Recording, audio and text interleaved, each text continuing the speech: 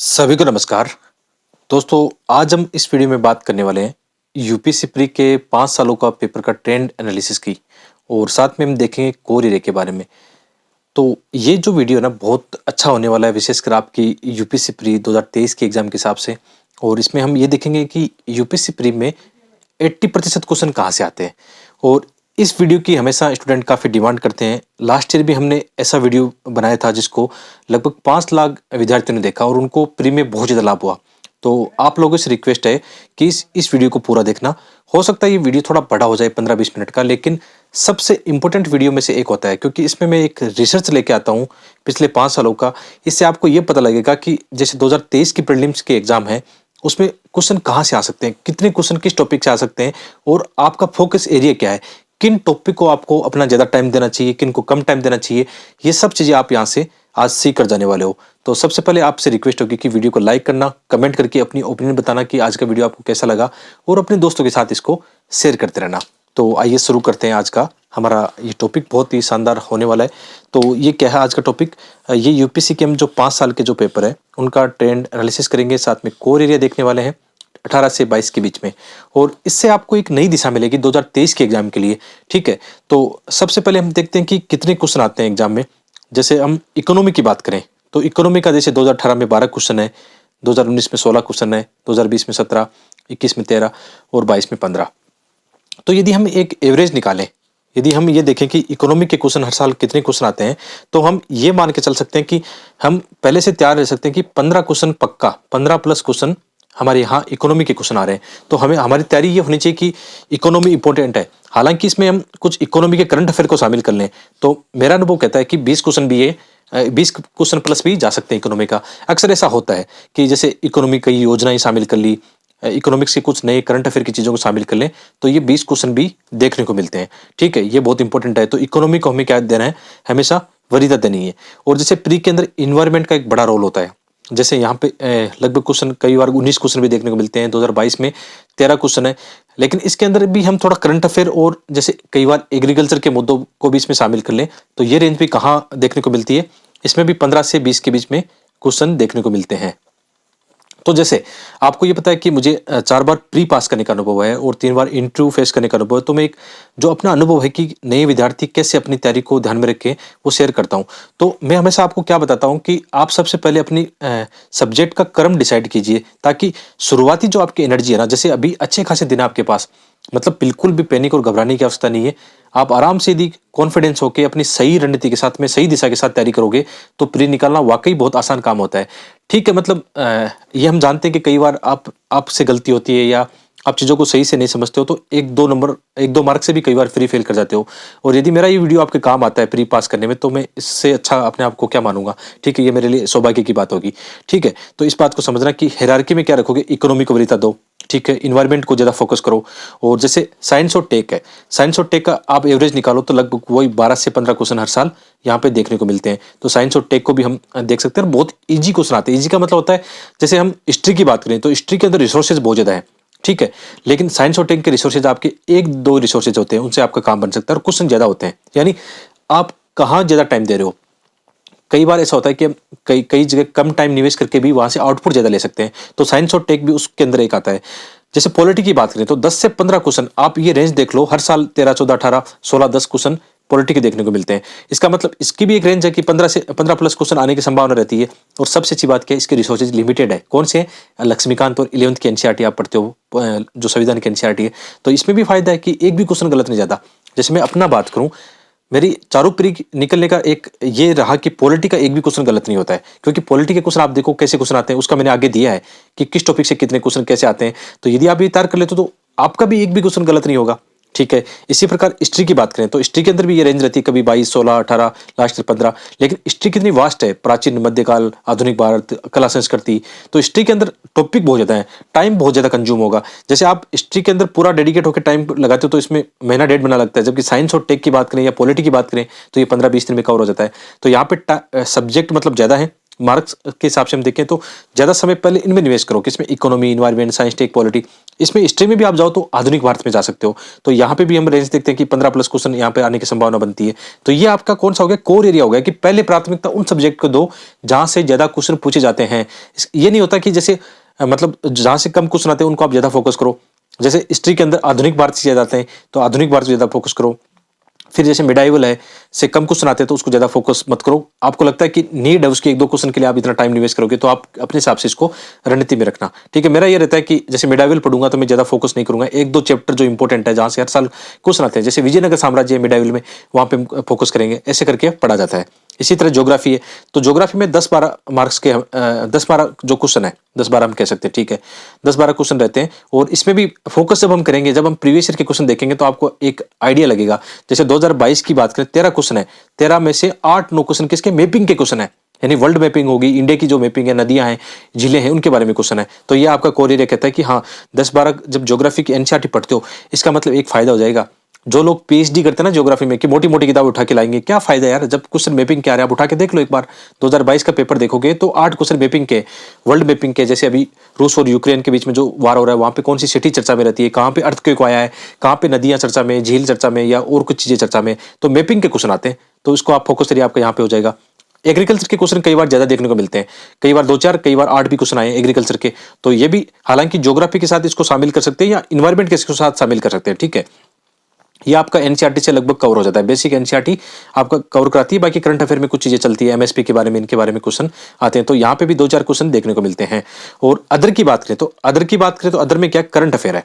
Current affair के अलावा और क्या चीजें हैं, जैसे आपने इंडेक्स देखे, रिपोर्ट्स देखी, ऑर्गेनाइजेशन देखा, जैसे यूएनओ के बारे में, डब्ल्यूटीओ के बारे में, यूएन महासभा के बारे में, ठीक है, बहुत सारे ऐसे ऑर्गेनाइजेशन है, G20, सार्क, आसियान, इनके बारे में अच्छे खासे क्वेश्चन है। तो इनकी भी एक अच्छी खासी रेंज है, 15 से 20 क्वेश्चन के बीच की रेंज है। इनको भी हम करंट अफेयर में लेकर चलते हैं। तो ये एक आइडिया हो जाएगा कि आपको फोकस कहाँ पे करना है।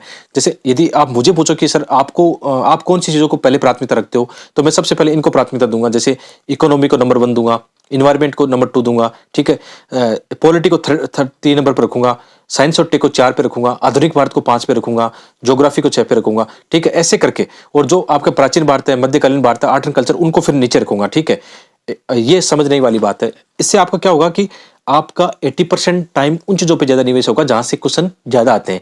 ये नहीं होगा कि जहां से क्वेश्चन 20% आते हैं वहां पे आप 80% अपना टाइम निवेश करोगे, इससे आप बच जाओगे। ये सबसे अच्छा आपके लिए फाइंडिंग है। ठीक है, तो अब आते हैं कि टॉपिक पर कि किन किन टॉपिक पर आपको फोकस करना है, कौन से आपके रिसोर्सेज रखने हैं, मतलब इसको लेके चलते हैं। जैसे हम एक एक टॉपिक पर यहाँ पे आते हैं और उन पर हम चर्चा करने वाले हैं। जैसे हम सबसे पहले बात करें, इन्वायरमेंट की बात करते हैं, क्योंकि इन्वायरमेंट आपका सबसे ऊपर रहना चाहिए या इकोनॉमी आपको ऊपर रहना चाहिए, तो उसकी हम बात कर लेते हैं। एक बार शुरू वहां से करें जहां से ज्यादा क्वेश्चन आते हैं। तो सबसे पहले मैं यही से शुरू करता हूँ, इन्वायरमेंट से शुरू करता हूँ कि इन्वायरमेंट और एग्रीकल्चर के किन रिसोर्सेज को आपको फॉलो करना है, किन टॉपिक पर आपको क्या करना है, ज्यादा फोकस करना है। जैसे यदि हम इन्वायरमेंट की बात करें तो इन्वायरमेंट के अंदर किस टाइप के क्वेश्चन आते हैं, क्वेश्चन देखना। जैसे यहाँ पे मैंने लिख दिया कि जैसे अंतरराष्ट्रीय कन्वेंशन और संगठन जो होते हैं ना, जैसे हम बात करें जैसे आयुषन है, आयुषन कैटेगरी कई बार क्वेश्चन पूछे जा सकते हैं। या जैसे कन्वेंशन होते हैं, जैसे अभी COP 27 हुआ, तो COP 27 से क्या फाइंडिंग निकल के आया है, कौन से वहां पे जैसे फंडिंग के लिए कोई ऑर्गेनाइजेशन है, उसको लेकर क्वेश्चन आ सकते हैं। ठीक है, आप समझ रहे हो ना। जैसे कितनी संस्थाएं हैं, WWF है, आयुषन है, साइट्स है, इनके यहाँ से बहुत सारे क्वेश्चन आने की संभावना रहती है। यही आपका एक रेंज होनी चाहिए। इन्वायरमेंट में एक कैटेगरी हम और देखें, जैसे बेसिक इन्वायरमेंट की बात करें। बेसिक इन्वायरमेंट बहुत इंपॉर्टेंट है आपके लिए। बेसिक इन्वायरमेंट इकोलॉजी में क्या है, जो पारितंत्र है, उनके जीव जंतु कैसे आपस में जुड़े रहते हैं, कैसे उनका फंक्शन काम करता है, विशेषकर जीव जंतु, ये आपके लिए बहुत इंपॉर्टेंट है कि बहुत सारे क्वेश्चन जीव जंतु के आते हैं। इसके अलावा जैसे हम बात करें नेशनल पार्क की बात करें, नेशनल जैसे टाइगर रिजर्व, इनकी बात करें, जैसे अभी भारत में चित्ता को लेकर काफी मतलब काम किए गए कि कुन्नो जो है वहां से अफ्रीका से कई सारे वहां पे चित्ता लाए गए। तो ऐसे क्वेश्चन आने वाले वक्त में आएंगे। जैसे क्लाइमेट चेंज को लेकर कई बार कन्वेंशन होते हैं, अभी COP 27 टू COP 26 की हम बात कर रहे थे, यहाँ पे बहुत सारे आते हैं। जैसे साइकिल होते हैं, कार्बन, नाइट्रोजन, फास्फोर जो साइकिल है, उनके क्वेश्चन आते हैं। या पोल्यूशन के बहुत सारे क्वेश्चन देखने को मिलते हैं। कन्वेंशन है, एक्ट है, भारत ने इनको लेकर क्या क्या काम किया है, भारत का क्या मतलब इसमें योगदान है, उनको लेकर, इनिशिएटिव को लेकर क्वेश्चन पूछे जाते हैं। साथ में जी इसमें एग्रीकल्चर को शामिल करें तो एग्रीकल्चर में सामान्य क्वेश्चन कैसे आते हैं, जैसे करंट अफेयर में MSP चर्चा में है, ठीक है, या फसलें बहुत सारी चर्चा में रहती है, ऑर्गेनिक फार्मिंग है, जीरो बजटिंग फार्मिंग है, नई नई क्या चीजें, उनको लेकर काफी क्वेश्चन यहाँ से पूछे जाते हैं। क्रेडिट, फाइनेंस और सब्सिडी को लेकर भी एग्रीकल्चर से जुड़े क्वेश्चन आपके यहाँ रहते हैं। और रिसोर्सेज की यदि बात करें, बेसिक इन्वायरमेंट में आप क्या करोगे, जो आपकी 12th की बायो की एनसीईआरटी वो पढ़ सकते हो। हिंदी मीडियम से हो तो दृष्टि आइस की मैगजीन आप देख सकते हो, या इंग्लिश मीडियम में आप शंकरा आइस की देखते हो। इसके अलावा एक चीज आपने नोटिस की, जैसे हम मैं आपको द हिंदू पढ़ाता हूँ करंट अफेयर का ना, मैं फोकस इन्हीं चीज़ों पे करता हूँ जहाँ से क्वेश्चन आते हैं। तो आप एक बार या तो आप खुद पढ़ते हो द हिंदू से, या जो हमारे नोट्स हैं आप ये देख सकते हो, नोट्स भी अवेलेबल आपके लिए मंथली वाइज, या आप हमारी वीडियो देख सकते हो, ठीक है, अपनी वेबसाइट पे नोट्स मिल जाएंगे, या आप वीडियो देखते रहना, तो ये इंपॉर्टेंट है। तो इस बात को आप समझ गए ना जो आपको मैं बताना चाह रहा हूँ। जैसे इन्वायरमेंट के जीवों को लेकर बहुत ज़्यादा क्वेश्चन आते हैं। जैसे ये हमारे पास इन्वायरमेंट की जो हमने सोल पेपर तैयार किए, सभी की तैयार किए सोल पेपर, जैसे हम देखें तो ज़्यादातर क्वेश्चन कैसे आ रहे हैं, देखो इसमें आप देख रहे हो कि यहाँ पे जीवों से संबंधित आ रहे हैं, तारा कछुआ, मॉनिटर छिपकली, जीवों के बहुत ज़्यादा क्वेश्चन आ रहे हैं। बेसिक किस में आ रहे हैं, बेसिक एनसीईआरटी की बात करें, मैं आपको केवल थोड़ा सा ओवरव्यू दे रहा हूँ। जैसे यहाँ पे क्या है, ये पॉल्यूशन का क्वेश्चन है, तो ये हमने लिख दिया कि क्वेश्चन कैसे आते हैं, पॉल्यूशन, वाटर, एयर, सोल के आते हैं, ठीक है, आप इस बात को समझ रहे हो ना। और जीव जंतुओं के फिर से आगे समुद्री गाय है, समुद्री घोड़ा है, तो ये बेसिक क्या है, बेसिक आपकी इन्वायरमेंट इकोलॉजी, जिसको आपको एनसीईआरटी से ही कवर करना है, ठीक है। जो मैंने चीज़ें आपको बताई कि जैसे नेशनल पार्क हैं, 22 पर रिजर्व हैं, हर साल वहीं से क्वेश्चन बार-बार देखने को मिलते हैं। तो ये आपके पास जो हमारा वाला 10 ईयर सोल पेपर है वो होना चाहिए, ताकि आप चीज़ों को थोड़ा सही समझो। और ऐसा मार्केट में नहीं है अभी तक, मतलब जितना लोगों की जो जिन्होंने लिया है उनके मैसेज आ रहे हैं, तो हमें बहुत ज़्यादा खुशी इसकी हो रही है, तो इसको आप जरूर देखना। जैसे हमने इसमें जितने भी नेशनल पार्क है, टाइगर रिजर्व, उनके सब के यहाँ पे मैप अटैच कर दिए हैं, जो जो चीज़ें हैं कॉमन सेंस वाली वो इसमें अटैच कर दी है, और साथ में जो मैं आपको बता रहा हूँ ना ये सब चीज़ें इसके अंदर दी गई है। तो आगे हम जैसे नेक्स्ट टॉपिक पे चलते हैं। जैसे हम बात करें दूसरा, हम फोकस एरिया में बात करें, या तो इन्वायरमेंट पे ज़्यादा क्वेश्चन आते हैं या इकोनॉमी के क्वेश्चन आते हैं। अब जैसे इन्वायरमेंट के क्वेश्चन ज़्यादा क्यों आते हैं आपको पता हो तो, कि जो फॉरेस्ट वाली एग्जाम है वो भी हमारी यूपीसी सीएससी के साथ होती है, तो इसलिए इन्वायरमेंट के क्वेश्चन उसमें ज़्यादा देखने को मिलते हैं, क्योंकि उनके सिलेबस को भी कवर करना होता है, ठीक है। और आगे बढ़ते हैं, जैसे इकोनॉमी की बात करें तो इकोनॉमी भी एक ऐसा क्षेत्र है जहाँ पे आप ज़्यादा लीड कर सकते हो। जैसे मैं अपना बात करूँ तो 15 से 20 जो क्वेश्चन आते हैं उनमें से ये होता है कि 4-5 क्वेश्चनों को छोड़ के लगभग क्वेश्चन अपनी रेंज में होते हैं, सही होने की संभावना वहाँ ज़्यादा रहती है। तो इसमें बेसिक क्या पढ़ोगे आप रिसोर्सेज के लिए, कि जो 11th-12th की एनसीईआरटी है इकोनॉमी की, वो पढ़ सकते हो। साथ में जैसे मुंडाल सर की वीडियो है वो आपको मतलब देखना है। जैसे मुंडाल सर अभी विन 23 जो सीरीज है वो लाएंगे अपने, जहाँ पे आप देखते हो कई बार उनकी सूचना मिल जाती है, तो वहाँ पे आप देखना, ठीक है। तो ये बेसिक चीज़ें आपको कवर करनी है। अब इसमें किस चीज़ों को फोकस करना है, जैसे यदि बैंकिंग और फाइनेंस की बात करें ना, यहाँ 4 से 5 क्वेश्चन देखने को मिलते हैं। जैसे बैंक रेट क्या है, आपने देखा होगा CRR, SLR, open market operation है, ठीक है, ये सारी चीज़ें इसमें आती है। दूसरा इसमें जैसे बैलेंस ऑफ पेमेंट, ये काफ़ी रहता है, भुगतान संतुलन वाले कितने क्वेश्चन देखने को मिले, चालू खाता घाटा है, चर्चा में रहता है, ठीक है। जो हमारा डॉलर रिजर्व है या एफडी जो है, एफआईआई, ये सब चीज़ें इसके अंदर आती है। इसके अलावा जो फिजिकल पॉलिसी है, जहाँ से राजकोषीय घाटे से लेकर कितने बजट की चीज़ें चर्चा में रहती है। इसके अलावा जो कई बार इकोनॉमी की जो शब्दावलियाँ हैं उनकी, जैसे कई बार हम देखते हैं डिमांड सप्लाई की चीज़ें वो आती है। कई बार जैसे आपने देखा होगा इन्फ्लेशन के क्वेश्चन काफ़ी देखने को मिलते हैं। कोर इन्फ्लेशन आपने पढ़ा, हेडलाइन इन्फ्लेशन आपने देखा, कैसे इनको कंट्रोल करेंगे, उनके जो सरकार के या जो आरबी के जो भी स्टेप है उनके बारे में क्वेश्चन यहाँ पे पूछे जाते हैं। गवर्नमेंट स्कीम के क्वेश्चन बहुत ज़्यादा देखने को मिलते हैं, ठीक है। तो इसके अलावा वैश्विक स्तर पर जैसे ऑर्गेनाइजेशन है इकोनॉमी के, डब्ल्यूटीओ, आईएमएफ, वर्ल्ड बैंक, इनके क्वेश्चन भी देखने को मिलते हैं। या सेक्टर वाइज जैसे इंडस्ट्री की बात करें या सेवा से क्षेत्र की बात करें, कृषि की बात करें, तो ये क्वेश्चन देखने को मिलते हैं। ये आपका कोर एरिया है जिनको आप स्किप नहीं कर सकते हो। इन इसीलिए मैं इस पर बार बार जोर देके बता रहा हूँ, ये आपका फोकस एरिया है जिसको आपको थोड़ा देखना होगा। तो जैसे हम अपनी किताब में भी बात करें, जैसे अपने जो सोल पेपर है उनकी बात करें, तो वहाँ पे भी हमने जैसे इकोनॉमी को बहुत ज़्यादा महत्व दिया है, ठीक है। यहाँ पे इंडेक्स है और हम नीचे जाकर देख सकते हैं इसको, ठीक है। जैसे इकोनॉमी वाले टॉपिक पर आए तो किन चीज़ों को हमने महत्व दिया उनको भी आपको दिखा देते हैं। और हर साल जैसे क्वेश्चन वही उसी रेंज में आते रहते हैं, ठीक है। जैसे ये इकोनॉमी के क्वेश्चन आपको दिखा देता हूँ कि जो हम बार बार बात करें, जैसे ये जो क्वेश्चन था बैंक बोर्ड ऑफ ब्यूरो है, ये क्वेश्चन कब आया था, 2019 में आया था, 2022 में फिर से इसको पूछा गया है, ठीक है। तो ये चीज़ें हमने इसमें शामिल की कि इकोनॉमी कौन सी चीज़ों को आपको फोकस करना है, वो फोकस एरिया भी हमने साथ में बता दिया है। इकोनॉमी की नई नई चीज़ें जो है वो भी यहाँ पे हमने क्या कर दिया उसको साथ में बताया कि आप कैसे इनको फोकस करोगे, ठीक है। तो बैंकिंग इन चीज़ों को आप ज़्यादा बता सकते हो। आगे हम चले पॉलिटी और गवर्नेंस पे चलें, तो ये भी एक सबसे इंपॉर्टेंट मुझे लगता है, मेरा भी फेवरेट है पॉलिटी, संविधान, जहाँ से क्वेश्चन अपनी रेंज में होते हैं, बाहर होते नहीं है, जहाँ पे आपको किसको फोकस करना है। जैसे रिसोर्सेज की इसमें बात करें तो इसमें क्या है, 11th की न्यू एनसीईआरटी है, एम लक्ष्मीकांत है, वो आपको पढ़ना है, ठीक है। 2 रिसोर्सेज सफिशिएंट है, आपको इसको देखना है, ठीक है। हाँ, तो इसमें 11th की न्यू एनसीईआरटी जो संविधान वाली है वो लक्ष्मीकांत बुक को आपको अच्छे से इसको कवर करना है। सबसे अच्छी बात है रिसोर्सेज लिमिटेड है, फालतू में भटकना ही नहीं है। आपको 5 किताबें नहीं पढ़नी, 2 किताबों से आपका लगभग काम बन जाएगा। 15 क्वेश्चन आपकी रेंज में रहेंगे, एकदम राइट वाले होंगे, जहाँ पे किन चीज़ों को फोकस करना है। जैसे प्रस्तावना हो गई, प्रस्तावना के क्वेश्चन देखने को मिलते हैं। इसके अलावा हमारे जो मूल अधिकार हैं, ठीक है, जो राष्ट्रपति है, गवर्नर है, ठीक है, जैसे विधायिका, कार्यपालिका, संसद, इनके बारे में क्वेश्चन आते हैं। डीपीएसपी के बारे में बहुत सारे क्वेश्चन होते हैं, कई बार तो 3-3 क्वेश्चन एक ही टॉपिक से क्वेश्चन आ जाते हैं। नए-नए जो एक्ट और बिल चर्चा में रहते हैं, जुडिशरी के बारे में क्वेश्चन बहुत सारे रहते हैं, जो स्टेट अपने जो विधायिका है, राज्यपाल है, ठीक है, उनके क्वेश्चन आ सकते हैं, ठीक है। इसके अलावा जो संवैधानिक और गैर संवैधानिक जो बॉडीज है, उनको लेकर कई बार क्वेश्चन पूछे जाते हैं। चुनाव आयोग, ठीक है, पार्लियामेंट, स्टेट लेजिस्लेटिव, इनके बारे में क्वेश्चन पूछे जाते हैं। तो ये आपका क्या होगा, ये आपका कोर एरिया होगा जिसको आपको फोकस करना चाहिए, ठीक है। तो पॉलिटी को भी हमने अच्छा खासा हमने हमारी जो 10 ईयर के जो पेपर है उसमें हमने किया है, ठीक है। आप इसको देखना चाहते हो तो ये देख लेना। ये सबसे इंपॉर्टेंट आपको मैं बताना चाहूँगा, रिकमेंड भी करना चाहूँगा कि बहुत अच्छे से तैयार किया है। इसका लिंक वीडियो के डिस्क्रिप्शन में दिया गया, आप इसको जरूर देख सकते हो। इसी प्रकार जैसे ज्योग्राफी में आए, तो ज्योग्राफी में एक बात ध्यान रखना, ज्योग्राफी में मैं आपको सबसे ज़्यादा जो पॉइंट रिकमेंड करने वाला हूँ वो है मैपिंग का। मैपिंग के सर्वाधिक क्वेश्चन देखने को मिलते हैं। जैसे अभी हमने बात की 2022 के पेपर में 8 से 9 क्वेश्चन मैपिंग के आए हैं। कौन से शहर चर्चा में रहे, कौन सी झीलें, नदियाँ, ठीक है, अर्थक्वेक, ज्वालामुखी, इनको लेकर कई सारे क्वेश्चन आ सकते हैं। तो जो आपके रिवर है, लेक है, इनको देख सकते हो। नेशनल पार्क ये हमने देखा यहाँ पे। वनस्पति के हर साल क्वेश्चन देखने को मिलते हैं। वनस्पति के 1 या 2 क्वेश्चन हर साल देखने को मिलेंगे। तो बेसिक ज्योग्राफी आराम से इनको कवर करना। जैसे नदियाँ, पहाड़, पर्वत, ये क्वेश्चन देखने को मिलेंगे। मिट्टी के क्वेश्चन हो सकते हैं, जैसे काली मिट्टी के क्वेश्चन अक्सर आते हैं, ठीक है। जैसे इसके चक्रवात है, पवन है, इनके क्वेश्चन देखने को मिलते हैं। कौन, जैसे कई बार आपने देखा हो ना, पछुआ पवन है, जेट स्ट्रीम है, इनके क्वेश्चन देखने को मिले हैं। ओशियन के क्वेश्चन देखने को मिलते हैं, जैसे कौन सी मछलियाँ कहाँ पे ज़्यादा पाई जाती है, जो आपकी जल धाराएं हैं उनका क्या रोल है, क्वेश्चन देखने को मिलते हैं।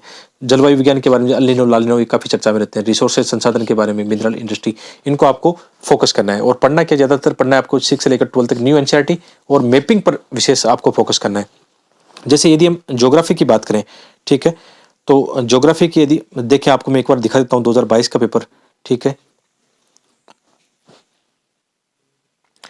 जैसे इसमें बात कर रहे थे ज्योग्राफी में कि ज़्यादा क्वेश्चन कहाँ से आते हैं, मैपिंग के थे। एग्जाम्पल देखिए आपको दिखा देता हूँ कि जैसे जो पहाड़ियाँ हैं, कि आप ये देख लो आराम से।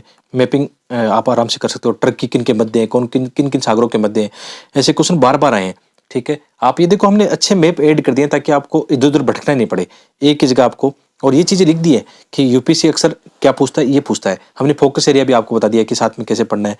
फिर से मैपिंग है, बार बार क्वेश्चन वही उसी रेंज के मिलेंगे आपको, मैपिंग वाले मिलेंगे, ठीक है। जो भी चीज़ें आई ज़्यादातर, मुझे ऐसा लगता है मैपिंग आपको ज़्यादा फोकस करना चाहिए। जैसे यदि हम 2022 के पेपर में भी देखेंगे ना, तो आपको ये देखने को मिलेगा, सेम पैटर्न आपको देखने को मिलेगा कि यार वो यार, जैसे नदियों के क्वेश्चन आप देख लो, कौन सी गोदावरी की सहायक नदी है। तो यार मैपिंग आप पहले से करके जाते हो ना, तो इससे आपका काम आसान हो जाएगा।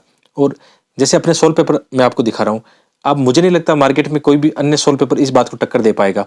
उनमें ऐसे मैप और डायग्राम जो है वो ऐड ही नहीं किए गए। जैसे विंड की अभी बात करते हैं, विंड के इनके क्वेश्चन आते हैं, तो विंड के आपको डायग्राम यहाँ पे देखने को मिल जाएंगे। तो ये आपका फोकस एरिया होता है कि किन चीज़ों पे आपको फोकस करना है।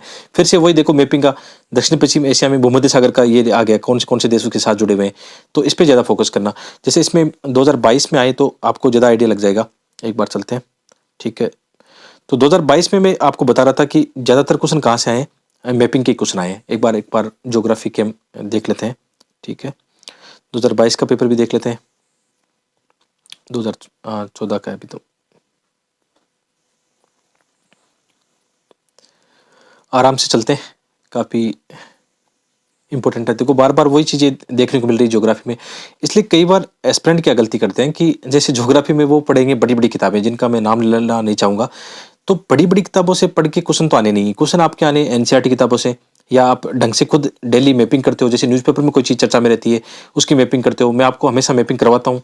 यदि आप हमारी द हिंदू सीरीज पढ़ रहे हो, तो उसमें एक चीज़ नोटिस करना हमेशा कि मैं आपको कोई भी मैपिंग आती है, चाहे इन्वायरमेंट की हो, टाइगर रिजर्व, नेशनल पार्क, उनकी मैपिंग आई, मैं आपको अच्छे से करवाता हूँ, ठीक है। 2020 की भी बात करें, सेम पैटर्न है कि वही मैपिंग के क्वेश्चन ज़्यादा आपको देखने को मिलेंगे। तो ये आप देखा करो, थोड़े पुराने प्रश्न पत्र देखोगे ना, तो आपको पढ़ना आसान हो जाएगा, आपका फालतू में इधर उधर टाइम खराब नहीं होगा, ठीक है। तो सबसे इंपॉर्टेंट ये होता है आपके लिए। एक बार आते हैं 2022 के पेपर में, ये जानबूझ के दिखा रहा हूँ कि थोड़ा फोकस करो। जितने भी क्वेश्चन है, जैसे ये क्वेश्चन एनसीईआरटी से आपका बार बार पूछा गया, पहले से ही 2 बार क्वेश्चन आया हुआ है। ये भी मिट्टी के क्वेश्चन है कि भारत में कौन सी मिट्टी, काली मिट्टी, इनको लेकर क्वेश्चन आए हैं। 2022 का ये पेपर आया। जैसे इसमें हम बात करें कि मैपिंग के कितने क्वेश्चन इसमें आए हैं, वो दिखा देता हूँ एक बार। जैसे ये पश्चिमी अफ्रीका की झील का क्वेश्चन है, मैपिंग का, ठीक है। आगे जैसे फिर से एक नदी का क्वेश्चन है, पेनार नदी के बारे में था। करंट अफेयर में चर्चा में था वो। फिर से जैसे ये पहाड़ियाँ जो है, सिक्र है, इनका मिलान वाला है, तो ये मैपिंग आपको करनी पड़ेगी एनसीईआरटी किताब के साथ में, या कोई अच्छा सा मैप आपके पास होना चाहिए, उससे आप कर सकते हो, ठीक है। जैसे एलिमेंट वाला फिर से मैपिंग का था, ये कौन सा क्षेत्र कहा जाता है, ये फिर से इन देशों की सीमाएं आपस में लगती है, ये आपको करना चाहिए। ये पैटर्न यूपीएससी का कब था, पहले एक समय था 2010-11 के पास यूपीएससी क्या कर रहा था, ज्योग्राफी के ऐसे ही क्वेश्चन पूछ रहा था, लेकिन बीच में कम हो गए तो बच्चों ने क्या किया, इनको थोड़ा लाइटली लिया कि मैपिंग के ऐसे क्वेश्चन नहीं आते हैं, लेकिन फिर से यूपीएससी ने 2022 में पूछ लिया। तो ये आपको थोड़ा सा देखना पड़ेगा कि ज्योग्राफी का आपका क्षेत्र कहाँ पे होना चाहिए, ठीक है। फिर से मैपिंग वाला ही है, ज्यादातर मैंने आपको बताया ना कि मैपिंग के बहुत सारे क्वेश्चन इसमें देखने को मिले हैं। आगे चलते हैं, ठीक है। लाइक बनता है यार, आपको लगता है कि ऐसा कंटेंट मतलब आपको फायदेमंद है आपके लिए, तो थोड़ा सा आप क्या कर सकते हो, इस पे फोकस कर सकते हो, ठीक है। आगे हम चलते हैं अपने हिस्ट्री आर्ट एंड कल्चर के बारे में चलते हैं। तो इसमें मैं आपको बता देता हूँ कि इसमें फोकस किस पे करना है। फोकस सर्वाधिक आपको करना है इसमें आधुनिक भारत पर, ठीक है। आधुनिक भारत पर आपको ज़्यादा फोकस करना है, ठीक है। आधुनिक भारत में तो ये है कि जैसे आप स्पेक्ट्रम पढ़ते हो, स्पेक्ट्रम सफिशिएंट है मेरे हिसाब से, काफ़ी हद तक का आपका काम बन जाएगा। या आप जैसे एनसीईआरटी किताबें पढ़ना चाहो तो वो पढ़ सकते हो। रिसोर्सेज क्या है, जैसे हिस्ट्री, पूरी हिस्ट्री के लिए आप ये कर सकते हो कि नई वाली 6, 7, 8 और 12th वाली नई वाली एनसीईआरटी पढ़ सकते हो। ओल्ड में भी बच्चे क्या पढ़ते हैं, प्राचीन और मध्यकालीन भारत पढ़ते हैं। तो मैं क्या करता हूँ कि जो नई वाली एनसीईआरटी 6, 7, 8 और 12th ये तो पूरी पढ़ लेता हूँ। प्राचीन भारत में ऐसे करता हूँ जहां से क्वेश्चन आते हैं, जैसे सिंधु सभ्यता के क्वेश्चन बनते हैं या जैन बौद्ध धर्म के क्वेश्चन बनते हैं, ठीक है, उनको मैं देखता हूँ। मध्यकालीन भारत में 2 चैप्टर मुझे अच्छे लगते हैं, एक तो विजयनगर साम्राज्य और एक मुगल काल। वहां से यूपीएससी बार बार क्वेश्चन पूछता है, तो ये 2 चैप्टर पढ़ता हूँ। तो इसको क्या करना है, सेलेक्टिव पढ़ना है, पूरी पूरी एनसीईआरटी नहीं पढ़नी, ठीक है। जैसे फाइन आर्ट की एनसीईआरटी आप 11th वाली पढ़ सकते हो, 12th वाली भी आप इसमें देख सकते हो। और आधुनिक भारत के लिए आप स्पेक्ट्रम हमेशा फॉलो करते हो। और फोकस एरिया करो तो सबसे पहले प्राथमिकता किसको दोगे, या तो चलो आपके पास टाइम है तो इसे हायरार्की में पढ़ सकते हो, प्राचीन मध्यकाल ऐसे पढ़ सकते हो। बाकी जैसे आधुनिक भारत को ज्यादा फोकस करना है, ठीक है, इनको ज्यादा महत्व देना है। इसमें भी जैसे नेशनल मूवमेंट है, फ्रीडम स्ट्रगल है, जैसे 1919 के दिन में, 1935 के दिन में, उनको ज़्यादा महत्व देना, ठीक है। इसमें बुक्स वगैरह भी इंपॉर्टेंट रोल निभाती है, कौन सा ऑर्गेनाइजेशन है, कौन लोग उनसे महान जो हमारे व्यक्तित्व है उनसे के साथ जुड़े हुए हैं, उनके क्वेश्चन ज़्यादा देखने को मिलते हैं। यदि हम प्राचीन भारत में बात करें तो शब्दावलियों के क्वेश्चन बहुत ज़्यादा हैं, लेकिन इसके अलावा जैसे सिंधु सभ्यता है, बौद्ध और जैन धर्म को उनको ज़्यादा महत्व देना, वहाँ से क्वेश्चन लगभग देखने को मिलते हैं। इसके अलावा मौर्य और गुप्त साम्राज्य है, प्राचीन शहर और पोर्ट के क्वेश्चन काफी देखने को मिले हैं। मिडाइवल में आओ तो जैसे वहां पे भी शब्दावलियां है, ये इंपॉर्टेंट है, तीनों टॉपिक इंपॉर्टेंट है। भक्ति और सुफिज्म देखना चाहिए आपको, प्री और मेंस दोनों के लिए इंपॉर्टेंट है, ठीक है। विजयनगर साम्राज्य आपके लिए इंपॉर्टेंट है, मुगल आप देख सकते हो। और विदेशी यात्री के क्वेश्चन देखने को मिलते हैं, उनके क्या नजरिया है भारत को लेकर, उनकी किताबों या उनके जो भी यात्रा वृत्तांत है उनको लेकर क्वेश्चन आ सकते हैं। आर्ट एंड कल्चर में भी आप जैसे फाइन आर्ट की एनसीईआरटी पढ़ते हो तो उसके अंदर आपको जितने भी टॉपिक है, यहाँ से अजंता एलोरा, जो हमारी जनजातीय संस्कृति है, भाषा, इनको लेकर क्वेश्चन, शास्त्रीय नृत्य के क्वेश्चन पूछे गए हैं। तो ये आपका फोकस एरिया होना चाहिए। इसके अलावा साइंस और टेक की यदि हम बात करें तो साइंस और टेक में आप एक काम करना कि जैसे एक तो ये है कि मैंने आपको कई बार बताया कि द हिंदू जो है ना, संडे को जो न्यूज़पेपर आता है उसमें साइंस और टेक का एक पेज आता है, 2 पेज आते हैं उसमें, इतने मजेदार होते हैं। यहाँ से मैंने कई बार दिखाया है साफ साफ कि देखो यहाँ से डायरेक्ट क्वेश्चन आए कि जो नया हो रहा है साइंस और टेक में, नए नए जो नवाचार हो रहे हैं, इनोवेशन हो रहे हैं, उनके लेकर क्वेश्चन पूछे जाते हैं। तो इनका फोकस एरिया क्या होगा, जैसे स्पेस है, डिफेंस है, टेक्नोलॉजी, नासा, इसरो, डीआरडीओ, इनके माध्यम से जो भी कुछ हो रहा है उनको देखना, या नोबेल प्राइज की जो स्टडी है, प्रैक्टिकल स्टडी है ना, उनके क्वेश्चन आ सकते हैं। नैनो टेक्नोलॉजी, बायोटेक्नोलॉजी के काफी क्वेश्चन पूछे जाते हैं, ठीक है। एनर्जी है, साइबर सिक्योरिटी, इनको लेकर क्वेश्चन पूछे जाते हैं। और बेसिक जो एनसीईआरटी ना, आप 9th-10th की जैसे एनसीईआरटी, उसमें ये टॉपिक जरूर पढ़ लेना बायोलॉजी वाले सेक्शन से, जीवाणु, विषाणु, कवक, प्रोटोजोआ, जीव जंतु वगैरह ना, अनुवांशिक रोग है, अभी नया क्या चल रहा है, वैक्सीन वगैरह कोविड का, डीएनए, आरएनए, स्टेम सेल्स, ये आपने काफी देखा होगा, बहुत सामान्य क्वेश्चन आते हैं। कभी कभी भी ऐसे क्वेश्चन आते हैं, पादप सेलों और जीव जंतु वाले सेल है उसमें क्या अंतर होता है, ऐसे क्वेश्चन आ जाते हैं। और जनरल प्रैक्टिकल जो क्वेश्चन है ना, वो आम जनजीवन से जुड़े हुए, जैसे अभी ये देखो अपने आसपास क्या है, अभी जैसे 5G टेक्नोलॉजी आ रहा है, लाइफ फाई के बारे में चर्चा में होती है, ठीक है। नई नई क्रांति क्या आ रही है आपके आसपास, साइंस को लेकर नई क्रांति क्या इनोवेशन हो रहा है, उसको लेकर क्वेश्चन पूछे जाते हैं। मोबाइल की टेक्नोलॉजी हो गई, इनको आप थोड़ा ज्यादा देख लेना, internet, mobile, 5G, LiFi, ऐसे क्वेश्चन ज्यादा देखने को मिले हैं। तो आप इस बात को समझ गए होंगे, ठीक है, कौन से पढ़ने। इसके अलावा जैसे लास्ट में क्या, करंट अफेयर की यदि हम बात करें, अदर टॉपिक की बात करें, तो इसमें कैसे क्वेश्चन आते हैं, एक तो अंतर्राष्ट्रीय संबंधों के जो संगठन है वो वैसे क्वेश्चन आ सकते हैं, यूएन के द्वारा। खेल कूद के क्वेश्चन 2021 में 3 क्वेश्चन आए थे, तो इसको आपको फोकस करना है। कुछ मतलब अवार्ड्स है, उनको लेकर क्वेश्चन आ सकते हैं, रिपोर्ट इंडेक्स है, पर्सन इन न्यूज है, या अन्य चीजें भी इसमें आ सकती है। तो करंट अफेयर में जैसे इस समय क्या है, जो विजन की पीटी 365 आ रही है, ये आप देख सकते हो, या जो मैं द हिंदू पढ़ा रहा हूँ आपको, वो आप देख सकते हो, न्यूज़पेपर वगैरह यहाँ से आपके काम आ सकते हैं। तो ये चीजें इंपॉर्टेंट है। आप तो ये हमारा कोर एरिया हो गया जिसको आप अच्छी तरीके से समझ गए होंगे। और जैसे हमने इसको लेकर क्या किया, इसी को लेकर तो हमने क्या किया, अपनी जो 10 ईयर वाली बुक है ना, ये हमने बनाई सोल पेपर, और ये आप लोगों का ही कहना है कि ऐसी अभी तक नहीं बनी है, मतलब वन ऑफ द बेस्ट ये है, जिसको आप देख सकते हो, सपोर्ट कर सकते हो। इसका लिंक हमारे वीडियो के डिस्क्रिप्शन में दिया गया है। मिलते हैं एक और वीडियो में आप सबसे, ठीक है। बाकी आप कमेंट करके अपनी राय बताना। बहुत बहुत धन्यवाद।